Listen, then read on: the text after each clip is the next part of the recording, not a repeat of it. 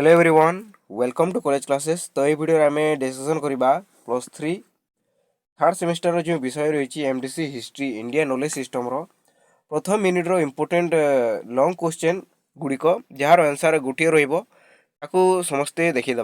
यह पढ़ार 100% चांस रही समस्ते यहाँ मन रखीदे। तो 5टी मुख्यतः लॉन्ग क्वेश्चन रही तार उत्तर एक हे समस्ते देखी नियंतु। प्रथम क्वेश्चन रही श्रुति परंपरा आलोक भारतीय ज्ञान प्रणाली इंडिया नॉलेज सिस्टम जो रही क्या कहुए। चतुर्थ विद्यास्थान वेद और उपवेद मानकर भूमिका आलोचना कर। द्वितीय क्वेश्चन टी हूँ भारतीय ज्ञान प्रणाली इंडिया नॉलेज सिस्टम अर्थ और संगठन व्याख्या कर। आईकेएस आधार भाव वेद मानकर भूमिका और वेद विभाग सह उपवेद मानक उपर आलोचना कर। यह जो क्वेश्चन 5टी रही यार आंसर सेम हे। आईकेएस क्या कहुए। चतुर्थ विद्यास्थान रूपे ताहार संगठन और वेद उपवेद मानक पारंपरिक और आधुनिक दृष्टिकोण मूल्यांकन कर। नेक्स्ट क्वेश्चन हूँ भारतीय ज्ञान प्रणाली आधार भाव वेद मानक विश्लेषण कर। आमर ये जो वेद गुड़िक रही कौन कहुए आमर भारतीय नॉलेज सिस्टम रही तार हूँ मूल उपादान। वेदर विभिन्न विभाग शाखा और उपवेद मानक गुरुत्व व्याख्या कर। भारतीय ज्ञान प्रणाली इंडिया नॉलेज सिस्टम उपरे निश्चित समग्र निबंध लिख जो वेद वेदर विभाग चतुर्दश विद्यास्थान और वेद मानकर प्राचीन और आधुनिक गुरुत्व उल्लेख कर। तो यही जो क्वेश्चन गुड़िक थी यार आंसर सेम हे ताकू देखीदे। भारतीय ज्ञान प्रणाली जो इंडियन नॉलेज सिस्टम रही जहाँ आईकेएस बोली कहुए यह हूँ भारतर प्राचीन स्वदेशी और अविरत ज्ञान परंपरा जहाँ शताब्दी मुखे मुखे और लिखित परंपरा माध्यम आग को आसी। यही जो प्राचीन भारतीय जो वेद शास्त्र गुड़िक रही उपनिषद गुड़िक रही यह हूँ आम भारतीय ज्ञान प्रणाली कौन हो माध्यम परंपरार लिखित माध्यम अटे। यह कौन करुँची यही ज्ञान प्रणाली मुख्य आधार होची श्रुति अर्थात शुणा द्वारा प्राप्त करवा।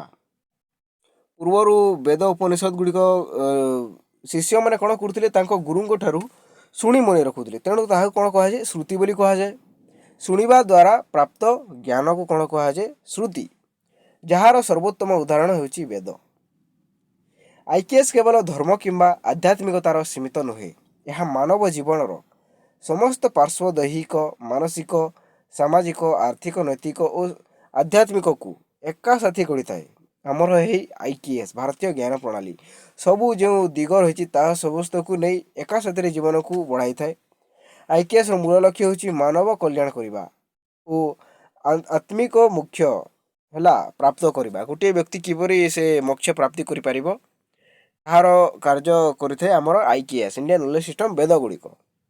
आईकेएस संगठन जहाँ कौन कहुए चतुर्दश विद्यास्थान भारतीय ज्ञान प्रणाली को पारंपरिक भाव चतुर्दश विद्यास्थान भाव विभाजन कर जहाँ भारतीय ज्ञानर संगठित रूपर प्रदर्शन करे। यह चतुर्दश विद्यास्थान होची 4टी वेद ऋक् साम यजुर अथर्व जो रही 6टी वेदांग रही शिक्षा कल्प व्याकरण निरुक्त छंद ज्योतिष एवं 4टी उपवेद आयुर्वेद धनुर्वेद गांधर्व वेद और स्थापत्य वेद। यह हूँ आमर चतुर्दश विद्यास्थान सबुगुड़िक मिसी केतोटी हो 14टी हो तेणु यह हूँ विद्यास्थान समस्ते मन रखिए 4टी वेद 4टी उपवेद और 6टी वेदांग ताकू कौन कहुए उपनिषद बोली कहुए। यह हूँ चतुर्दश विद्यास्थान बहुत इजी अटे। वेद माने आध्यात्मिक और दार्शनिक ज्ञानर मूल स्रोत हेले वेदांग माने वेद को सठिक भाव में बुझा और आनुष्ठानिक कर साहाय्य करथांती। वेद गुड़िक कौन आमको आध्यात्मिक दार्शनिक मूल स्रोत अटंती किंतु से वेदांग जो उपनिषद गुड़िक रही आम से वेद को किपरि भाव उचित व्यवहार करवा ताहा शिक्षा देता। उपवेद माने व्यावहारिक जीवन सह संपृक्त स्वास्थ्य सुरक्षा कला स्थापत्य भली क्षेत्र में ज्ञान प्रदान करता है। यही जो उपवेद रही गांधर्व वेद है आईकेएस आधार भाव वेद पारंपरिक और आधुनिक दृष्टिकोण कौन रही यही सब वेद आईकेएस वेद माने आईकेएस मूल आधार अटंती। इंडिया नॉलेज सिस्टम मूल आधार होची वेद गुड़िक चतुर्वेद। पारंपरिक भारतीय धारणा अनुसार वेद होची अपौरुषेय। अपौरुषेयर अर्थ समस्ते बुझी ଏହା କୌଣସି ଋଷିମୁନିମାନଙ୍କର ଲେଖା ନୁହେଁ, ଏହା ହେଉଛି ସ୍ୱୟଂ ଭଗବାନଙ୍କ ବାଣୀ। ଏହାକୁ କ'ଣ କୁହାଯାଏ? ଅପୁରୁଷେୟ, ଅର୍ଥାତ୍ ମାନବ ରଚିତ ନୁହେଁ, ସେଗୁଡ଼ିକ ଋଷିମାନଙ୍କ ଦ୍ୱାରା ଦିବ୍ୟ ଜ୍ଞାନ ଅଟେ। ଏହି କାରଣରୁ ବେଦକୁ ସନାତନ ଓ ଶାଶ୍ୱତ ଜ୍ଞାନ ଭାବେ ଗ୍ରହଣ କରାଯାଏ। ବେଦରେ ଦେବତାଙ୍କ ସ୍ମୃତି, ଯାଗଯଜ୍ଞ, ଆମର କର୍ମକାଣ୍ଡ, ନୀତି ଓ ଧର୍ମ ସମ୍ବନ୍ଧୀୟ ଧାରଣା ମିଳିଥାଏ ଆମକୁ ଏହି IKSରେ ବେଦ ଗୁଡ଼ିକରେ। ଆଧୁନିକ ଦୃଷ୍ଟିକୋଣରୁ ବେଦକୁ ଏକ ଜ୍ଞାନମୂଳକ ସାହିତ୍ୟ ଭାବେ ଅଧ୍ୟୟନ କରାଯାଉଛି। ଆମେ ବର୍ତ୍ତମାନ ବେଦକୁ କାହିଁକି ଅଧ୍ୟୟନ କରୁଛନ୍ତି? ଜ୍ଞାନ ପାଇବା ପାଇଁ, କିଛି ସାହିତ୍ୟର ବିକାଶ ପାଇଁ। ବେଦରେ ପ୍ରକୃତି, ପୂଜା, ପରିବେଶ, ସଚେତନତା, ଗଣିତୀୟ ଧାରଣା, ଚିକିତ୍ସା ବିଜ୍ଞାନ, ପ୍ରାରମ୍ଭିକ ରୂପ ଓ ସାମାଜିକ ସମନ୍ୱୟ ଧାରଣା ଦେଖାଯାଏ। ବେଦ କେବଳ ଆମର ଋଷିମୁନିଙ୍କର କଥା ନୁହେଁ, ଏଠାରେ ଆମର ସବୁ ଯେଉଁ ରହିଛି ବିଷୟ ଗୁଡ଼ିକ, ଗଣିତ, ବିଜ୍ଞାନ, ପରିବେଶକୁ କିପରି ସୁରକ୍ଷା କରିବା, ଆମର ପ୍ରକୃତିକୁ କିପରି ପୂଜା କରିବା, ତାହା ସବୁ ରହିଛି ଆମର ବେଦ ଗୁଡ଼ିକରେ। ଏହିପରି ଭାବେ ବେଦ ପାରମ୍ପରିକ ଓ ଆଧୁନିକ ଉଭୟ ଦୃଷ୍ଟିକୋଣରୁ IKSର ଆଧାର ରୂପେ ଗୁରୁତ୍ୱପୂର୍ଣ୍ଣ ଅଟେ।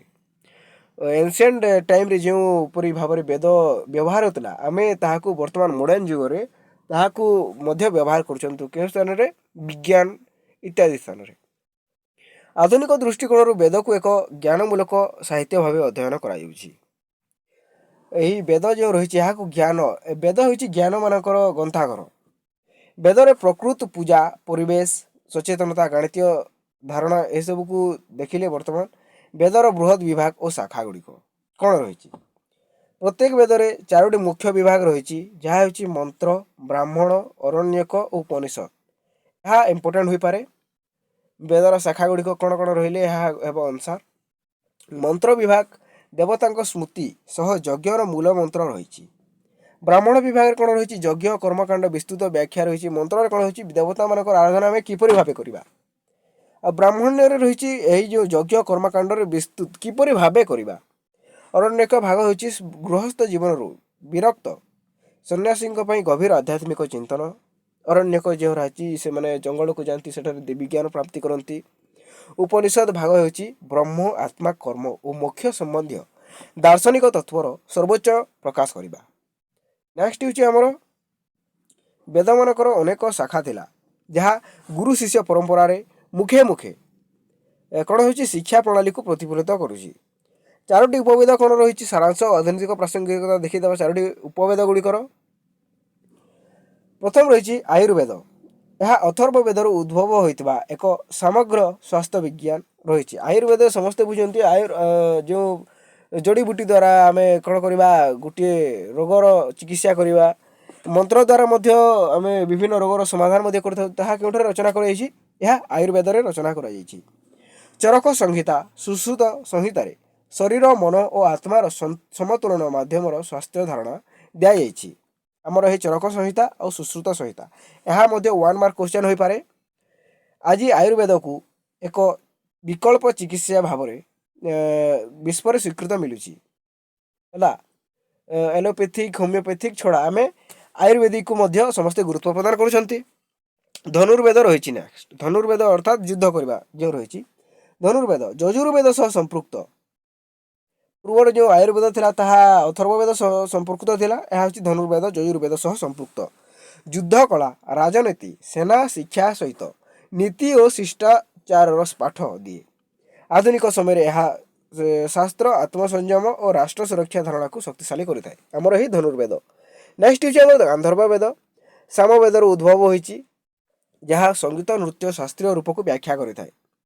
ଭରତ ମୁନି ରହିଛନ୍ତି, ସେମାନେ ନାଟ୍ୟଶାସ୍ତ୍ର, ନାରଦୀୟ ଶିକ୍ଷା ଓ ସଙ୍ଗୀତ ଶାସ୍ତ୍ର ଏହାର ପ୍ରମୁଖ ସ୍ରୋତ ଥିଲେ। ଅଭିନବ ଗୁପ୍ତ ନୃତ୍ୟ ସଙ୍ଗୀତକୁ ରସାନୁଭୂତି ଓ ଆତ୍ମିକ ଆନନ୍ଦର ମାଧ୍ୟମ ଭାବେ ବ୍ୟାଖ୍ୟା କରିଥିଲେ। ନେକ୍ସଟ ହେଉଛି ଆମର ସ୍ଥାପତ୍ୟ ବେଦ, ଯାହା ଅଥର୍ବ ବେଦ ସହ ସମ୍ପୃକ୍ତ ଅଟେ।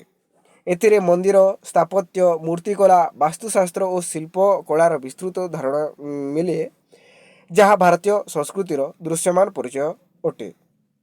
ଏହା ଥିଲା ଆମର 4ଟି ଉପବେଦର ସାରାଂଶ, ଆଧୁନିକ ପ୍ରାସଙ୍ଗିକତା। ଏହାର ଗୋଟେ କନକ୍ଲୁଜନ ରହିଛି, ଉପସଂହାର, ତାକୁ ଦେଖିଦେବା। ସାରା କଥାରେ ଶ୍ରୁତି ଆଧାରିତ ଭାରତୀୟ ଜ୍ଞାନ ପ୍ରଣାଳୀ ଏକ ସମଗ୍ର ସମୟାତୀତ ମାନବ କୈନ୍ଦ୍ରିକ ଜ୍ଞାନ ଧାରା ଅଟେ। ବେଦ, ବେଦାଙ୍ଗ, ଉପବେଦ ମାନେ କେବଳ ପ୍ରାଚୀନ ଭାରତ ବୌଦ୍ଧିକ ସଫଳତାକୁ ଦର୍ଶାଇ ନୁହେଁ। ଏହା କ'ଣ କରୁଛି ବରଂ ଆଧୁନିକ ସମାଜ ପାଇଁ ମଧ୍ୟ ସୁସ୍ଥ ସମନ୍ୱୟମୟ ଓ ମୂଳ ଧାରିତ ଜୀବନ ଗଢ଼ିବାର ପଥ ପ୍ରଦର୍ଶନ କରିଥାଏ। ତ ଏହା ଥିଲା ଇମ୍ପୋର୍ଟାଣ୍ଟ 5ଟି ଲଙ୍ଗ୍ କ୍ୱେଶ୍ଚନ୍ ଯାହା ପରୀକ୍ଷାରେ ପଡ଼ିବାର ସମ୍ଭାବନା ରହିଛି। ଏହାର ଆନ୍ସର୍ ଧନ୍ୟବାଦ।